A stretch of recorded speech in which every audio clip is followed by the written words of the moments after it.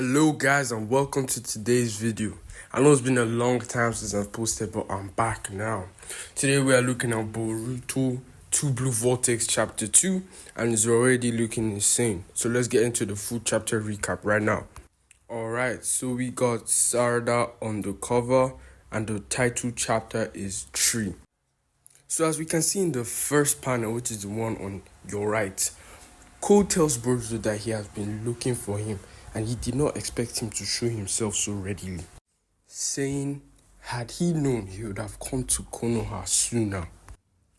BORUTO then tells Cole to withdraw all his monsters while he can still control them. This chapter has a lot of important dialogue going on between the characters. I think this is one of those sentences you should pay attention to. BORUTO says while you can still control them, implying that at some point in time, Code is going to lose control of these Ten Tails beasts. After saying that, BORUTO then says that once Code does that, he will let him leave. Code, upon hearing that, is absolutely flabbergasted, which I found funny. He says, "Wait, hold on, what did you just say?" Code then reminds BORUTO of how helpless he was 2 years ago. But do you know what that actually means? That means Code took an off-screen W against BORUTO and Sasuke. So we have it there. That's just like proof. He then tells BORUTO that he actually has some nerve telling him that he's going to spare his own life. BORUTO, still feeling very sure of himself, then tells Code that he heard him and he should do what he said right now, else he's going to lose more than just his left eye. Which I find it like is actually nice. Between like the Kamai trio, Kawaki took BORUTO's right eye, BORUTO took Code's left eye. So maybe Code will take something from Kawaki, we never know. But like, I actually thought it would be Kawaki giving Code his scar, as I made in my last video a few weeks back. Anyway, the dialogue then switched to Sarada and BORUTO. BORUTO tells Sarada to go and help the people who still haven't evacuated the area and that he himself will handle Code. Sarada is unsure and she asks BORUTO if he's up to the task. He then tells her that they'll talk later, that for now she should just stay alive. The scene then shifts to Team 10 taking on Clawgrime, and as we can see in the panels right here, both Shikadai and Chuchu are in action against them. In this panel, we can see that Chuchu says that the Clawgrime are no big deal, that they are just a lot in number, which means that Clawgrime are fodder for Team 10, so they should be pretty easy for the likes of BORUTO, Kawaki, and the rest of Team 7. We then see Chuchu knocking one away, then one comes from inside the other one and is about to bite her. Then Shikadai screams for Chuchu when Inojin and Himawari show up to the scene. Inojin then tells Chuchu that he told her not to let her guard down and he calls her Chubs, with Chuchu replying that she isn't fat but thanks anyway. I like this interaction because like it's a callback to Choji and how they used to call him Chubs and he'd be all like, "I'm not fat." So then we see the Clawgrime cutting off one of the wings from the bird Inojin and Himawari are on. Himawari then falls off and she's about to get bitten by the same Clawgrime that was about to bite Chuchu. Inojin then screams for Himawari. When Kawaki comes flying fast, he hits the Clawgrime that wanted to bite Himawari away and Inojin manages to catch her mid-fall. Now the Clawgrime bounced back and he managed to regain balance. Now I want you to look at the panel on your right and I want you to look at it like very, very, very well. You see that Clawgrime, the one with the Renegade, the way he's looking, who does he remind you of? Are you still thinking? So I'm just going to give most of you watching the benefit of the doubt that you got it. But for those of you who couldn't guess, here's an image. This nigga with the Renegade is looking exactly like Black Zetsu does when he was controlling Obito. Like, just look at the both of them. And then this, I know this is kind of a reach. I'm probably like 100% sure I'm wrong, but like they just look so alike. I had to point it out, and it could like fit into the theory of BORUTO going back in time. We'll talk about that later when the panels of concerning that come up. But for now, let's continue back in the story.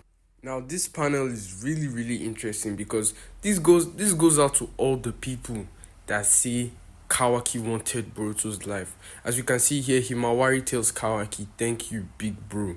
Kawaki then tells her, "How many times do I have to tell you to stop calling me that?" There's one thing I love about Kawaki as a character is that he always sticks to himself, no matter whether he's right or wrong, and he will never ever betray anybody on top like his personal motives. Do you understand? He didn't betray Boruto. I want you to understand that Momoshiki is still inside of him. It was just unfortunate that it was Boruto. He doesn't want Boruto's life, so he will never address himself as Himawari's brother or Naruto's son. Shikadai then points out that the claw grind they are facing currently is different from the others, like leveled up, like sentient. It's almost like he's a sentient being, which fits into the Black Zetsu conspiracy. But that's just a conspiracy, there's no truth to it. And you know when a Nara points something out, 99.9% of the time they are correct. This particular claw grind then leaves his position and goes from the claw marks from another clawgram and is about to lunge at Kawaki.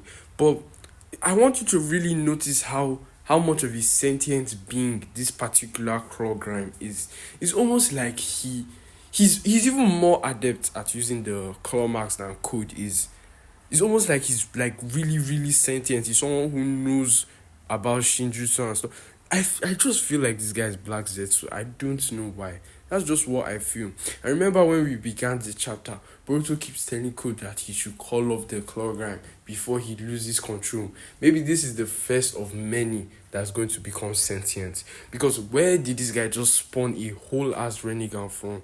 I know the Ten Tails has a Rinnegan, but this one, I don't know. Even though it's black and white, I feel like this is a proper Rinnegan, like Nagato's own to me. Another thing I also noticed, like the claw mark traveling technique is really fast. If you look at it, Kawaki only realized that he was behind him a split second before he was about to put him down, and Shikadai only noticed after Kawaki was put down. So I think this is really faster than it's shown to be. After Kawaki is put down, the clawgram then says Otsutsuki to him. Then Kawaki gets mad. Shikadai then uses his shadow paralysis to hold the clawgram down while Kawaki activates his karma. He then tells the clawgram that being called Otsutsuki is what pisses him off the most. And I like this because this is a callback to him being called Big Bro by Himawari, implying that also pisses him off. But being called Otsutsuki pisses him off the most. He then blasts the clawgram away. After Kawaki blasts that particular clawgram away, we don't see him like come out of another one or regenerate or some sort. So I think he's dead, but that's not safe to say. We now see one other clawgram letting other clawgrams emerge from his body. Then Shikadai now says, "Damn it, there's no end to them." Then Kawaki then says, "That doesn't matter because we are going to slaughter all of them." The scene now shifts back to Code and Boruto's standoff, and we see that Code has surrounded Boruto with some clawgram, so we get into some action-packed panels. As we can see, Boruto is taking on the clawgram with little to no difficulty, as he's the only one who I think has the most experience with them apart from Sasuke, since he has encountered Code before the time skip, and he had the clawgrams at this time. We then get a back view of his jacket with the Uzumaki symbol behind it. It looks really clean. His outfit looks really clean with or without the cape. I hope we get like a full body without the cape soon. Probably next chapter or next 2 chapters or so. We then see that Boruto has defeated all the clawgrams that were put up against him. And then Code says that he guesses that Boruto wasn't really bluffing about taking his life. Boruto then tells him that if he insists on sending them to him, that he'll lose every last one of his clawgrams. Then Code says something which I think is not really looked at. He says these don't even add up to a drop in the bucket, which implies that he has a whole lot of clawgrams. Now, this is another area where the dialogue gets interesting. Boruto then tells Code that he doesn't understand the Ten Tails, the true horror of the Ten Tails. Now, there are only three ways Boruto could know that how horrible the Ten Tails is, judging that he's just 16 years old. There are only three possible outcomes. We have the back in time theory. If you want to see how that plays out and how I think it will play out in the best way, go and check my video on how Boruto will probably go back in time. Now, this also ties into that Clogram being Black Zetsu. What if Boruto went back in time to when Team 7 was fighting Kaguya, saw the Ten Tails, everything, the fourth great ninja war? Then maybe as he was leaving, somehow a little piece of Black Zetsu followed him back. This is just a theory as per the Black Zetsu part, but like him going back in time, I think that's one. The second way he could have known was Sasuke. Sasuke telling him stories about the fourth great ninja war, how it happened. Then the third way is Momoshiki. Boruto could have either looked into the future and he saw something horrible, terrible, something that he can't even see by himself, or Momoshiki explained the Otsutsuki, how they operate and everything to him. Those are the three possible theories on how Boruto could have known just how terrible the Ten Tails really is.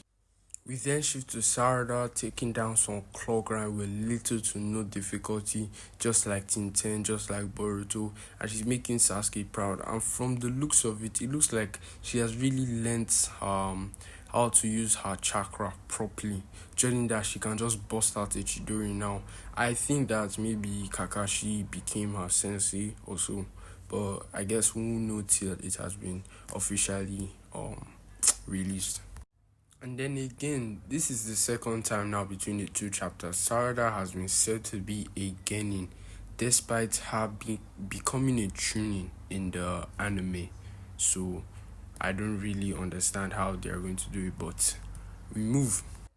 We then see a Clogram coming from behind her trying to bite her. But then that guy from Boruto jumps in to save her and the Clogram bites him instead. Now this panel is where it really gets interesting. As we can see, the Clogram beat him and then it transformed into a chakra tree. But of course, this will not bear any fruit since he's a low rank ninja and is only one person, which implies that the Clogram are acting as the roots of the Ten Tails. If you remember in Naruto, if the root of the Ten Tails touches you, you immediately get absorbed. That's why the Rinnegan Clogram said Otsutsuki and wanted to bite Kawaki, because Ten Tails eats Otsutsuki, but for now it's just eating anyone in sight to create a chakra fruit, a chakra tree, till it finds an Otsutsuki to devour, being Boruto and Kawaki. That's why they are so drawn to them. Code then says that he knows a lot about the Ten Tails. For starters, they devour Otsutsuki.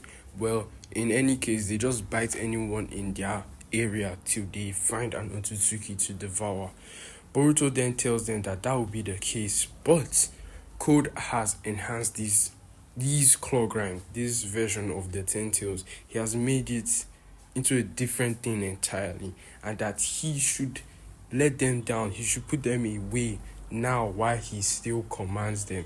If not, he will create the worst possible future for any of them. Which implies that this implies to that theory of Momoshiki. Maybe Boruto has seen far into the future, and these Ten Tails have done something terrible. They could be responsible for the destruction of Konoha, for all we know. Or they could like be a beacon for Otsutsuki from other planets. It could be like signaling them to Earth or something like that. They shall have, they hold potential future wrecking abilities. But if there's one thing I do not see the Ten Tails, like a brilliant version of the Ten Tails, being the final villain of the Boruto series.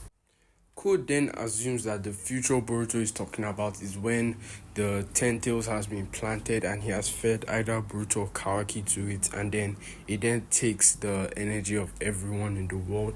Code just assumes that's what Boruto is talking about. He then tells him that his objective lies beyond that. Then Boruto then tells Code that he will let him live if he takes him to where the main body of the Ten Tails is kept. And it's really interesting that there are only two people who can access where that place is, being Kawaki and Code, but Kawaki does not know that he can go there yet. And Code has his claw marks there. That's the only reason he can literally jump spaces. So Boruto then tells Code that he'll let him live if he takes him to where the Ten Tails is being kept. Code then tells Boruto that he must be out of his mind for him to say something like that. Boruto then tells him that killing him is easy, so why doesn't he just lead Boruto to where the Ten Tails is and just do one act of good for the world? Code then tells him that it's irrelevant since Boruto will be the one dying. Boruto then tells Code, I guess there is no cure for idiocy. Then he starts to charge up a Rasengan, and Code notices it and calls Boruto a one-trick pony because he keeps using Rasengan all the time. But from the looks of it, this is a new Rasengan called Rasengan Uzuhiko. This is a new Rasengan variant, leading Boruto to have 5 Rasengan variants as of right now. Now, what I really took away from the chapter was that both Boruto and Code believe that they can take on each other, with Code saying that he manhandled Boruto 2 years ago, and Boruto now saying that to kill Code is easy. So what I want the fandom to know is that this fight can go either way. Please do not be disappointed if Boruto loses, because the hype around Boruto right now, if he loses, plenty of people will be disappointed and go back to their hating Boruto stage. Even though he may or may not lose, please do not be angry if the fight goes either way. We saw Sukuna beat the fraud allegations. Gojo is dead. So maybe Code can beat his own fraud allegations. You never know. He took a W off screen, he can take a W on screen now. So if this fight goes either way, please as a fandom, let's just accept it. Because you don't know how strong either of them are as of right now. We just assume, and everybody's going haywire. Come on. So this is the end of the video, end of the chapter. Check back here next month. I think this chapter was a cool 9-10 for me. It was a nice birthday present, as my birthday was yesterday when it released. So thank you, Kishimoto. Thank you, Ikimoto. And please check back next time for more videos. Peace out, and I love you all.